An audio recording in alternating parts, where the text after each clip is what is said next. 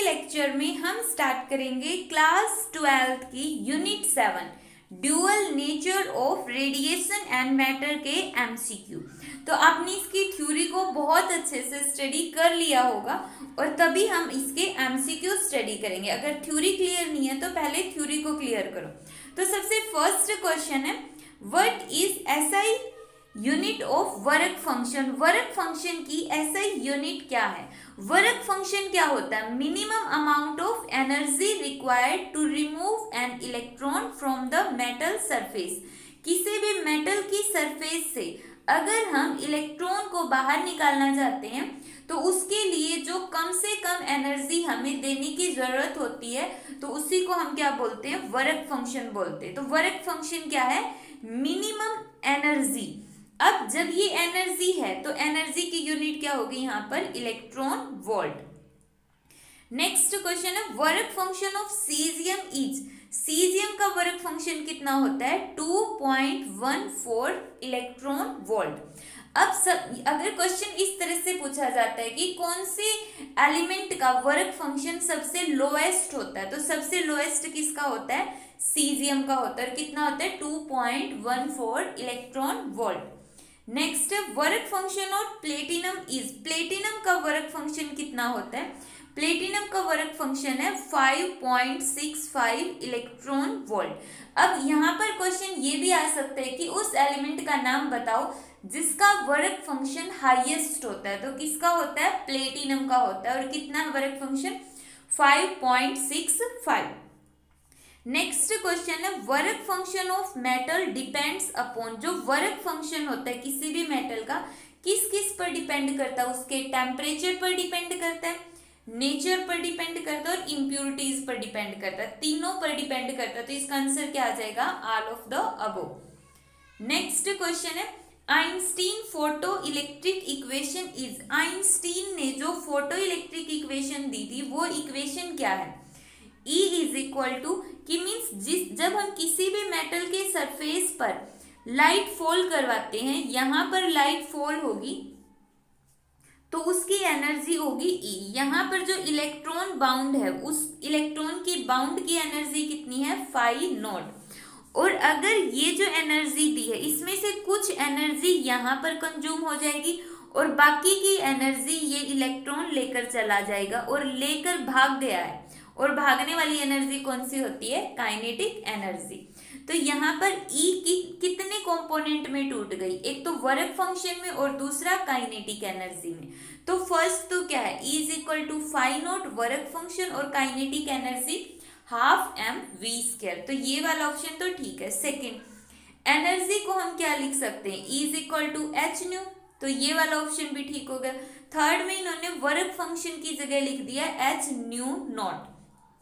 तो ये वाला ऑप्शन भी ठीक है। तो आंसर क्या आ जाएगा? All of the above.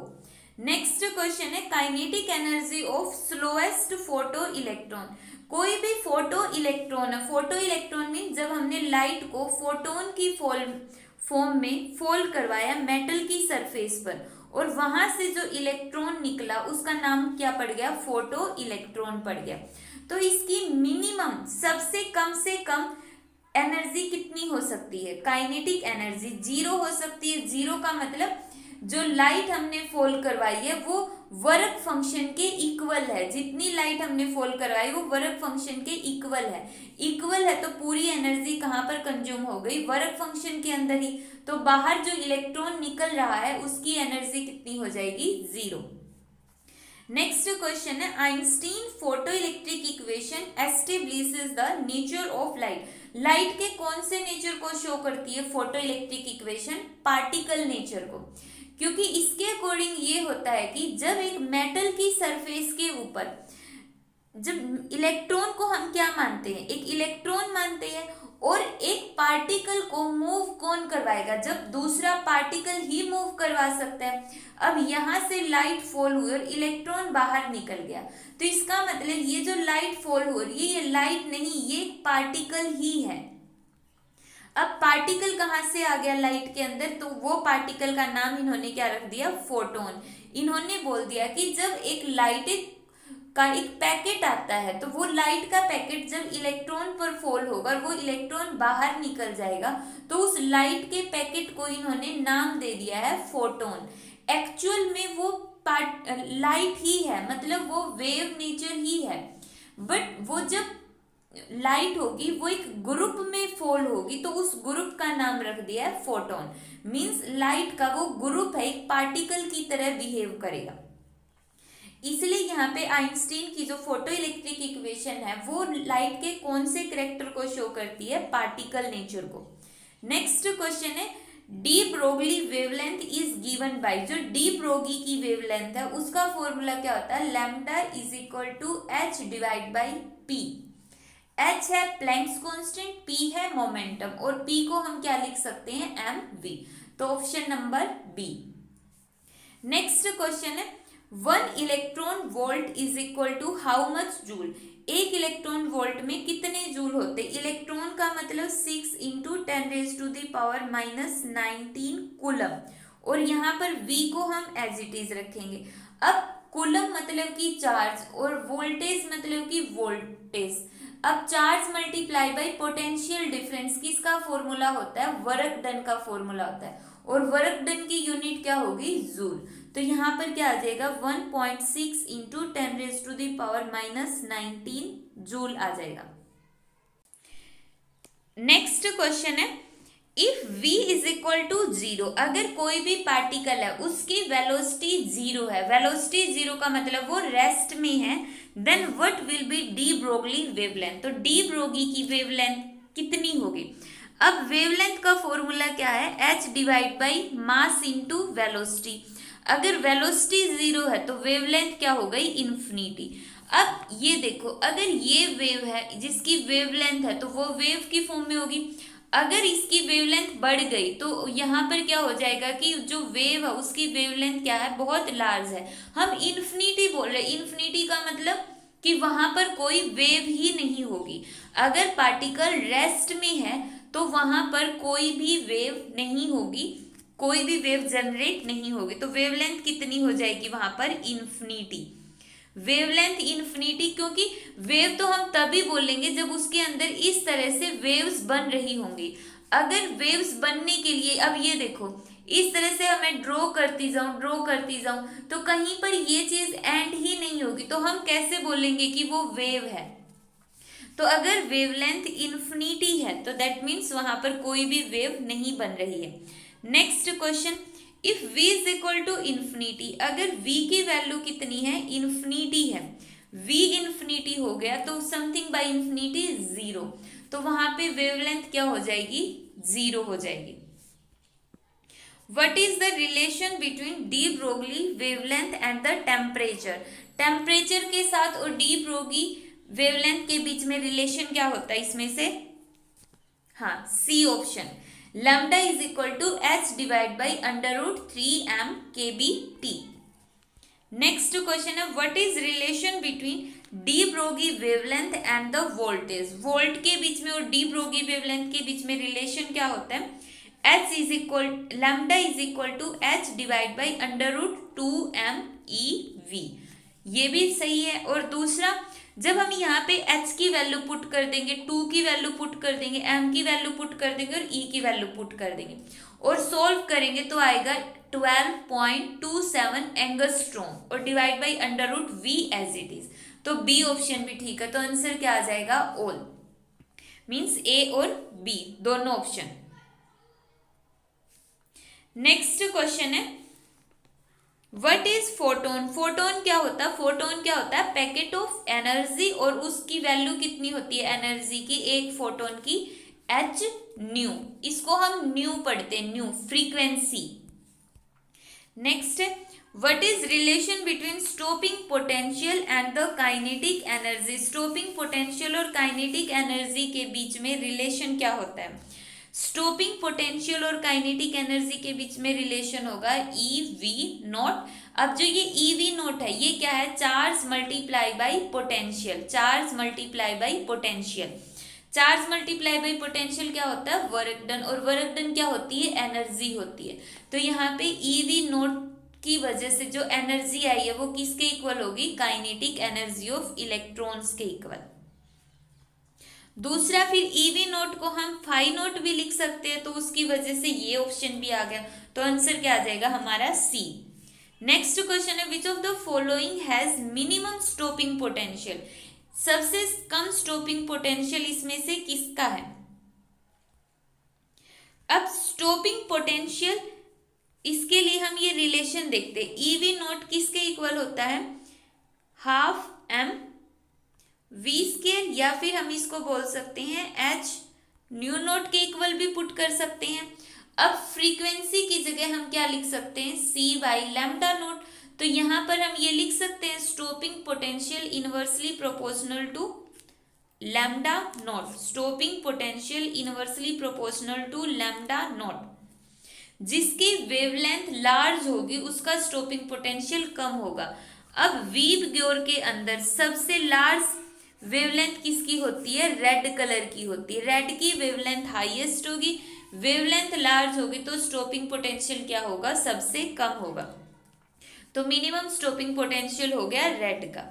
Next question है two photons each of energy 2.5 electrons are simultaneously incident on a metal surface, एक मेटल का सरफेस है, यहां से हमने दो फोटोन फॉल की और दोनों फोटोन्स की एनर्जी कितनी कितनी है, 2.5 इलेक्ट्रॉन वोल्ट, दोनों की अलग अलग कितनी है, 2.5 electron volt. If the work function of metal is 4.5 electron volt, जो यहाँ पर इलेक्ट्रॉन बाउंड है वो कितनी एनर्जी से बाउंडेड, 4.5 इलेक्ट्रॉन वोल्ट से।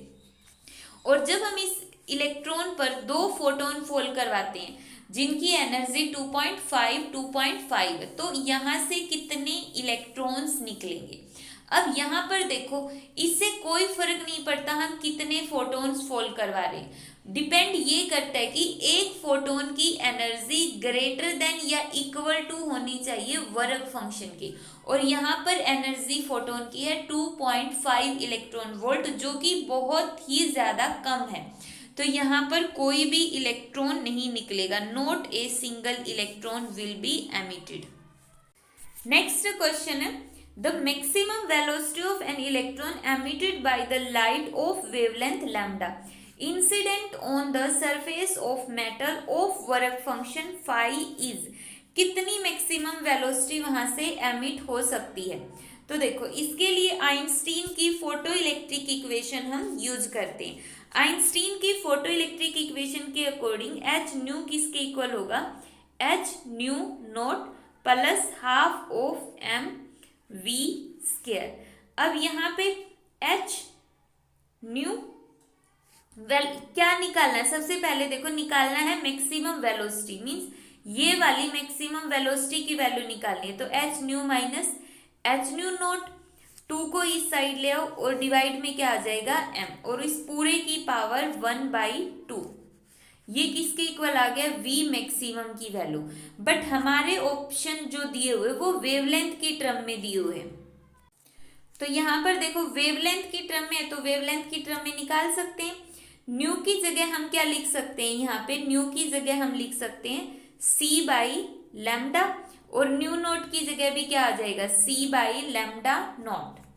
अब इन्होंने यहाँ पे देखो वर्क फंक्शन ही दे दिया है एज इट इज, इन्होंने क्या दे दिया है यहाँ पर वर्क फंक्शन, ऑप्शन मैच करते चलो इसके, देखो 2, तो 2 यहाँ पर भी है, यहाँ पर भी है और यहाँ पर भी है, फिर है एच सी यहाँ पर भी है, यहाँ पर भी और यहाँ पर भी है, नीचे m है, m यहाँ पर तीनों के अंदर m भी है, और पावर भी, पावर इसमें नहीं है, तो ये वाला ऑप्शन तो कैंसल, तो रह गया अब सी ऑप्शन मैच करना और ए ऑप्शन मैच करना।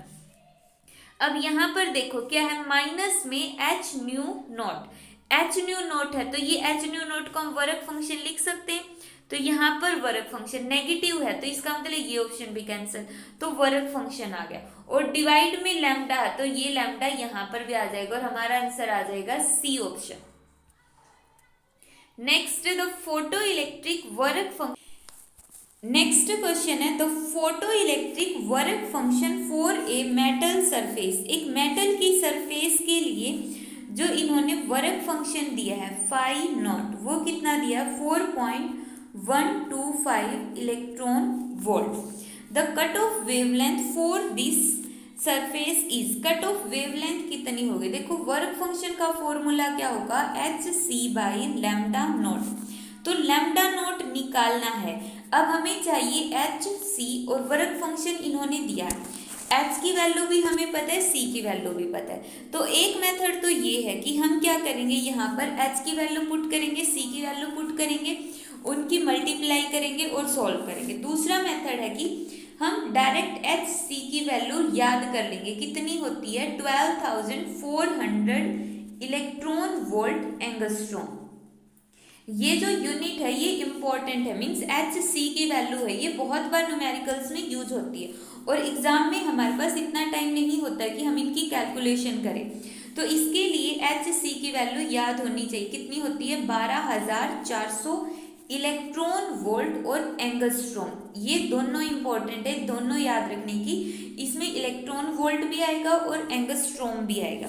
तो अब हम देखते हैं कि ये क्वेश्चन कैसे सोल्व होगा। वर्क लैम्डा नॉट किसके इक्वल हो गया, work function divide by h c, नहीं सिंपल हमारा फॉर्मूला क्या था, work function is equal to h c by lambda naught. तो लैम्डा नॉट किसके इक्वल आ गया, h c by work function.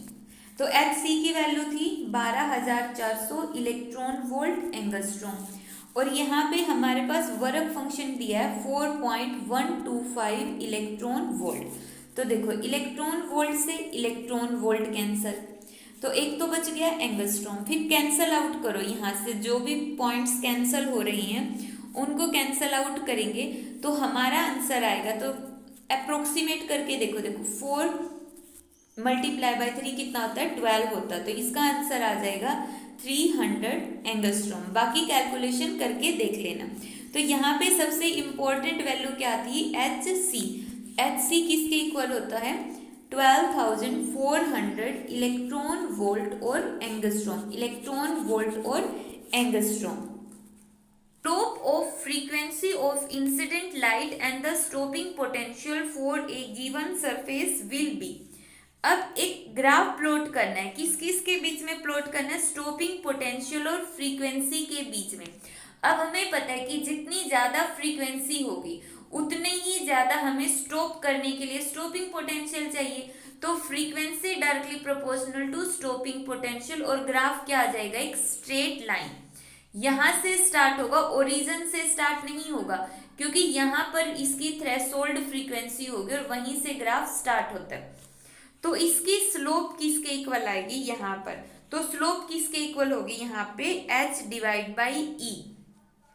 अब h डिवाइड बाई ई क्यों आया यहाँ पर, देखो इसको सॉल्व करने के लिए देखो जो स्टॉपिंग पोटेंशियल है वो कितनी एनर्जी देता है EV नॉट, और जो लाइट आ रही है उसकी एनर्जी कितनी है h न्यू।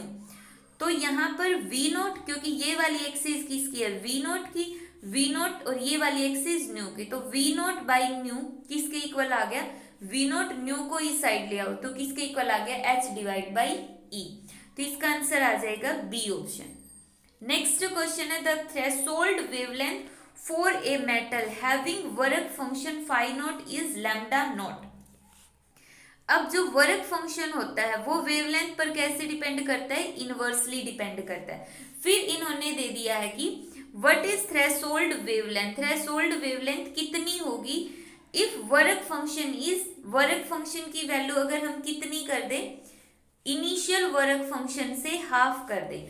तो अब जो वेवलेंथ है वो तो इनवर्सली प्रोपोर्शनल है, इनवर्सली प्रोपोर्शनल है, अगर हम वर्क फंक्शन को हाफ कर रहे तो वेवलेंथ क्या हो जाएगी, डबल हो जाएगी। तो यहाँ पर आंसर आ जाएगा बी, वेवलेंथ क्या हो गई है यहाँ पर डबल हो गई है। नेक्स्ट क्वेश्चन है the wavelength of matter wave is independent of, जो मैटर वेव की वेवलेंथ होती है वो किसके इंडिपेंडेंट होती है, मींस किसके ऊपर डिपेंड नहीं करती है, मास के ऊपर, वेलोसिटी के ऊपर, दोनों के ऊपर डिपेंड नहीं करती है, चार्ज के ऊपर। मैटर वेव मतलब कि डी ब्रोगी वेव, और उसका फॉर्मूला क्या होता है वेवलेंथ का, h divide by m v. तो मास पर भी डिपेंड करती है, वेलोसिटी पर भी डिपेंड करती है, चार्ज पर डिपेंड नहीं करती है। तो इसका आंसर आ जाएगा charge. Next, what is de Broglie wavelength associated with an electron moving under a potential difference of 10⁴ volt. अब यहां पर देखो, हमें पता है कि वेवलेंथ का फॉर्मूला क्या होता है, 12.27 एंगस्ट्रॉम, जो सॉल्व करके लिखी थी वैल्यू हमने, और डिवाइड बाई √v। अब v की जगह हम कितनी वैल्यू पुट कर देंगे, v की जगह इन्होंने दे दी है 10⁴ मीन्स 10,000, और जब हम इसको सॉल्व करेंगे तो हमारा आंसर आएगा 0.01227 नैनोमीटर, सी ऑप्शन आ जाएगा। नेक्स्ट क्वेश्चन है, an electron, proton and neutron have the same de Broglie wavelength, which one of them has higher kinetic energy. उनमें से काइनेटिक एनर्जी किसकी ज्यादा होगी। अब काइनेटिक एनर्जी का फॉर्मूला होता है p² डिवाइड बाई 2m। अब यहाँ पर देखो, इन्होंने क्या कहा है कि डी ब्रोगी वेवलेंथ सेम है, वेवलेंथ सेम है। अब वेवलेंथ का फॉर्मूला होता है h/p, वेवलेंथ सेम है, h भी सेम है, तो इसका मतलब p भी सेम हो गया, तो यहाँ पे p भी सेम है। तो हम ये बोल सकते हैं कि जो एनर्जी है इनवर्सली प्रोपोर्शनल टू मास है, जिसका मास क्या होगा, सबसे कम होगा, उसकी एनर्जी क्या होगी, ज्यादा होगी। और मास किसका कम होता है, सबसे, इलेक्ट्रॉन का मास सबसे कम है, तो इलेक्ट्रॉन की काइनेटिक एनर्जी क्या होगी, सबसे हायर होगी। नेक्स्ट क्वेश्चन इन्होंने दिया है, sodium and copper have the work function this much respectively, what is the ratio of their threshold wavelength. अब हमें पता है कि थ्रेशोल्ड वेवलेंथ वर्क फंक्शन के इनवर्सली प्रोपोर्शनल है। तो सबसे पहले सोडियम की वेवलेंथ लिख लेते हैं और नीचे कॉपर की वेवलेंथ लिख लेते हैं, क्योंकि इन्होंने रेशियो पूछा है। तो जब भी हम रेशियो बताते हैं तो ये देखो, सबसे पहले क्या दिया, सोडियम का दिया, तो सोडियम लिख लेते हैं। तो इनवर्सली प्रोपोर्शनल है, तो वर्क फंक्शन नीचे आ जाएगा सोडियम का और ऊपर आ जाएगा वर्क फंक्शन कॉपर का। अब सोडियम का वर्क फंक्शन और कॉपर का वर्क फंक्शन की वैल्यू पुट कर दो। कॉपर के वर्क फंक्शन की वैल्यू दी है 4.5, ऊपर है 4.5 और नीचे है सोडियम का, और सोडियम का वर्क फंक्शन है 2.3। तो ये अप्रोक्सीमेट कितना आ जाएगा, इसका अप्रोक्सीमेट आंसर आ जाएगा 2। नेक्स्ट क्वेश्चन है, what is energy of a photon whose wavelength is 4000 angstrom. हमें एनर्जी कैलकुलेट करनी है। अब एनर्जी का फॉर्मूला होता है E = h न्यू। न्यू की जगह हम क्या लिख सकते हैं, hc/λ। अब hc की वैल्यू हम अपने एक क्वेश्चन के अंदर पढ़ चुके हैं कि जब हम यहाँ पर h की और c की वैल्यू रखेंगे और कैलकुलेट करेंगे तो उसका आंसर कितना आ जाएगा, 12400 इलेक्ट्रॉन वोल्ट और एंगस्ट्रॉम। तो यहाँ पर हमने वैल्यू पुट की 12400 इलेक्ट्रॉन वोल्ट एंगस्ट्रॉम और डिवाइड बाय वेवलेंथ। वेवलेंथ की वैल्यू कितनी है, 4000 एंगस्ट्रॉम। एंगस्ट्रॉम से हमने एंगस्ट्रॉम कैंसिल कर दिया।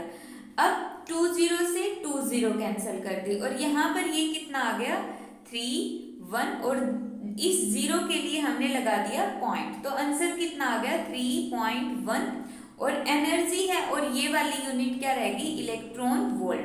तो हमारा आंसर कितना आएगा, यहाँ पर हमारा आंसर आएगा 3.1 इलेक्ट्रॉन वोल्ट। बस ये वाली वैल्यू याद रखनी है, HC की कितनी होती है 12400 इलेक्ट्रॉन वोल्ट एंड एंगस्ट्रॉम। यहाँ पे ये मिस्टेक होती है कि हम इस एंगस्ट्रॉम को भूल जाते हैं, तो ध्यान रखना है electron volt angstrom. Next question है, an electron is accelerated through a potential difference of 300 volt, what is its energy in electron volt. अब एक इलेक्ट्रॉन को हम एक्सीलरेट करते हैं through a potential difference of 300 volt. Potential difference कितना है, 300 volt है, तो एनर्जी कितनी होगी। अब हमें पता है एनर्जी का फॉर्मूला क्या होता है, energy means work done. Work done किसके इक्वल होता है, charge multiply by potential. Charge कितना है यहाँ पे, इलेक्ट्रॉन पर चार्ज होगा क्योंकि इलेक्ट्रॉन को सिलेक्ट करवाया तो ई। वोल्ट कितना दिया, कितनी वोल्टेज दी है, 300 वोल्ट। तो एनर्जी कितनी आ जाएगी, 300 इलेक्ट्रॉन वोल्ट। तो यहाँ पे आंसर आ जाएगा 300 इलेक्ट्रॉन वोल्ट। नेक्स्ट क्वेश्चन है, what is de Broglie wavelength of 3 kilogram object moving with a speed of 2 metre पर सेकेंड। डी ब्रोगली वेवलेंथ कितनी होगी। अब जो डी ब्रोगली वेवलेंथ है उसका फॉर्मूला क्या होता है, h divide by m v. H की वैल्यू होती है 6.6 इंटू 10⁻⁻34। मास कितना दिया इन्होंने, 3 किलोग्राम, और वेलोसिटी कितनी दी है, 2 मीटर पर सेकेंड। तो 3 मल्टीप्लाई बाई 2 कितना हो गया, 6, और 6 को जब हम यहाँ पे कैंसिल करेंगे तो कितना आएगा, 1.1। तो आंसर कितना आ जाएगा, 1.1 इंटू 10⁻⁻34। और डी ब्रोगली वेवलेंथ है, और वेवलेंथ की यूनिट क्या होती है, मीटर। क्यों, क्योंकि ये क्या वेव की लेंथ है, लेंथ की यूनिट होती है मीटर।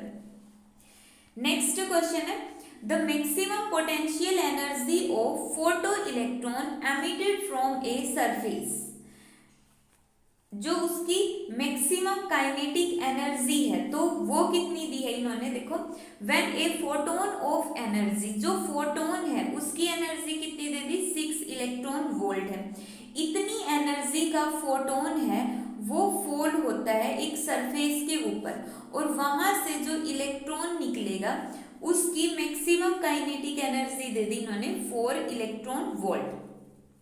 तो यहाँ पे काइनेटिक एनर्जी हो गई 4 electron volt. What is value of stopping potential. अब हमें काइनेटिक एनर्जी का फॉर्मूला पता है, किसके इक्वल होता है, ईवी नॉट के इक्वल होता है।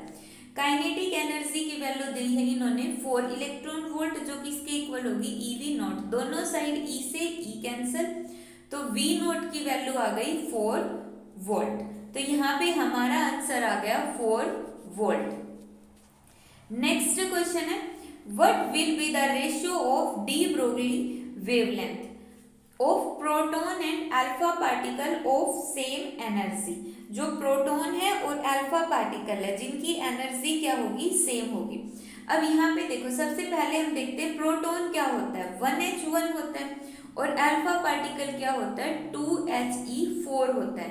अल्फा पार्टिकल हीलियम नहीं होता, हीलियम का न्यूक्लियस होता है।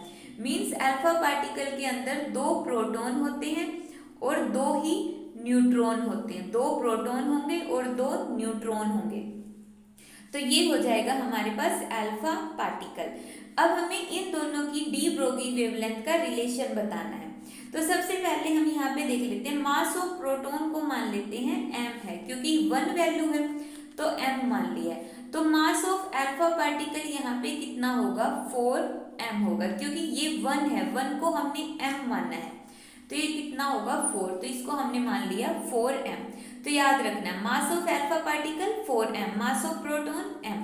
तो अब हमें इसकी डी ब्रोगली वेवलेंथ कैलकुलेट करनी है, और क्या चीज सेम दी है, सबसे इंपॉर्टेंट पॉइंट है, क्या चीज सेम दी है, यहाँ पे उसकी एनर्जी सेम दी हुई है। अगर एनर्जी सेम दी है तो हम वेवलेंथ का फॉर्मूला यूज करेंगे, lambda is equal to h divide by √2m/e, क्योंकि यहाँ पे h भी कांस्टेंट है, 2 भी कांस्टेंट है, e भी कांस्टेंट है।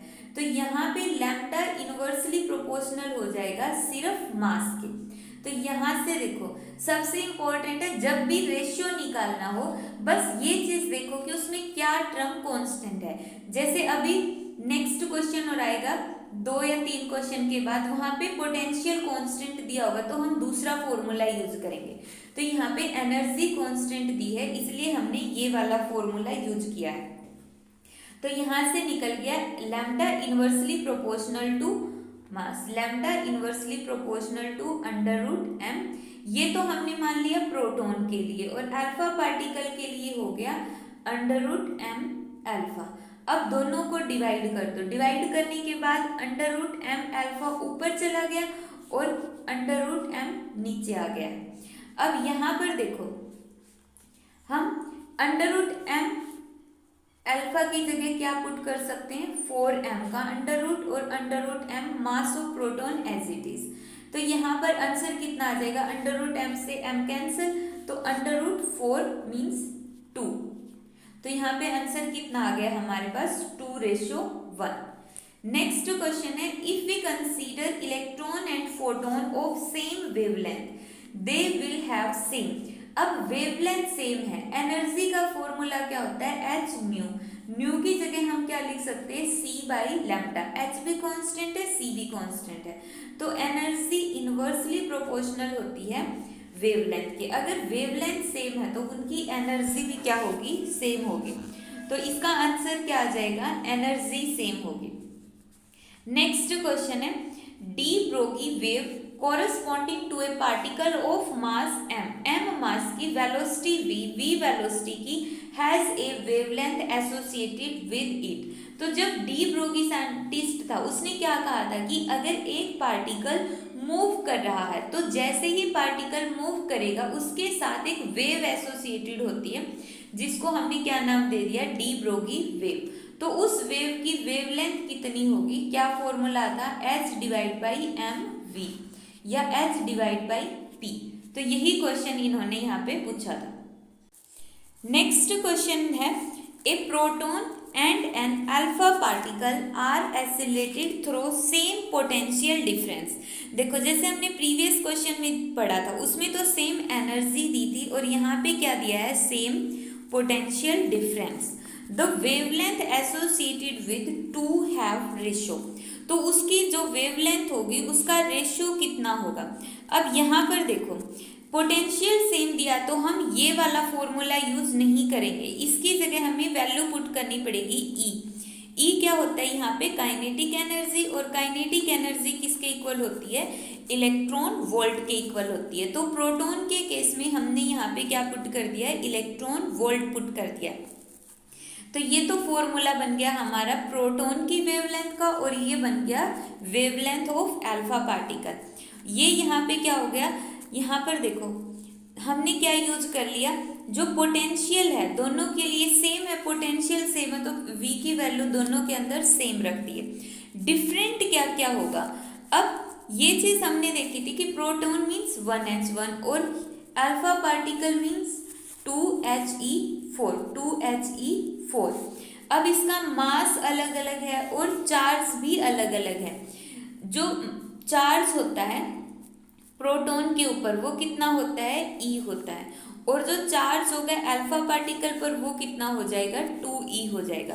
तो यहाँ पर देखो, यहाँ पर हमने 2e पुट कर दिया और यहाँ पर हमने पुट कर दिया 1e और ये 2e। फिर मास की जगह प्रोटॉन का मास m और अल्फा पार्टिकल का मास 4m। इसकी जस्ट हमने सिंप्लीफाई करके इनको हमने डिवाइड कर दिया, और डिवाइड करने के बाद आंसर आ गया हमारे पास 2√2:1 2√2:1।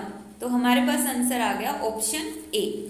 तो ये वाला जो क्वेश्चन है, इस टाइप के क्वेश्चन सबसे ज़्यादा इम्पोर्टेंट है एमसीक्यू के लिए, और 2 मार्क्स के अंदर भी पूछे जा सकते हैं। 2 मार्क्स में आ गया तो सॉल्व करके दिखाना पड़ेगा, और 1 मार्क्स में आ गया तो हमें टिक करना है। Next question, in photo electric effect the photo electric current किसके ऊपर डिपेंड करता है, depends on intensity and frequency of incident radiation. अब जो फोटो इलेक्ट्रिक करंट है वो क्या होता है, इलेक्ट्रॉन की वजह से होता है, और इलेक्ट्रॉन किसकी वजह से निकलते हैं, फोटोन की वजह से निकलते हैं, और फोटोन का मतलब क्या होता है, इंटेंसिटी होती है। अगर हम इंटेंसिटी इंक्रीज करेंगे, इंटेंसिटी के इंक्रीज करने से फोटोन इंक्रीज हो जाएंगे, और फोटोन के बढ़ने से इलेक्ट्रॉन बढ़ेंगे, इलेक्ट्रॉन के बढ़ने से उसका फोटो इलेक्ट्रिक करंट बढ़ेगा। तो सबसे इंपॉर्टेंट है कि वो इंटेंसिटी पर डिपेंड करता है। नेक्स्ट है, क्या वो फ्रीक्वेंसी पर डिपेंड करता है, नहीं करता है। फोटो इलेक्ट्रिक करंट फ्रीक्वेंसी पर डिपेंड नहीं करता है, बस ये पॉइंट डिपेंड करता है कि जो लाइट हम फॉल करवाए उसकी frequency greater than equal to होनी चाहिए थ्रेशोल्ड फ्रीक्वेंसी के। बाकी अगर इससे ज़्यादा फ्रीक्वेंसी हम इंक्रीज करेंगे तो फोटो इलेक्ट्रिक करंट डिपेंड नहीं करेगा। तो फर्स्ट ऑप्शन तो होगा नहीं, सेकेंड ऑप्शन में भी फ्रीक्वेंसी नहीं होगा, तो ऑप्शन होगा सी, बिकॉज इसने क्या कहा है, does not depend on frequency of photon. Photon की फ्रीक्वेंसी पर डिपेंड नहीं करता है, but depends only on intensity of light, light की इंटेंसिटी पर डिपेंड करता है। ठीक है, तो इसका ऑप्शन नंबर हो जाएगा सी। तो ये थे हमारे 7th यूनिट के सभी इंपॉर्टेंट एमसीक्यू। इन सभी एमसीक्यू को स्टडी करने से पहले इसकी थ्योरी को बहुत अच्छे से क्लियरली समझना है, उसके बाद ही हम इन एमसीक्यू को बहुत अच्छे से कर पाएंगे।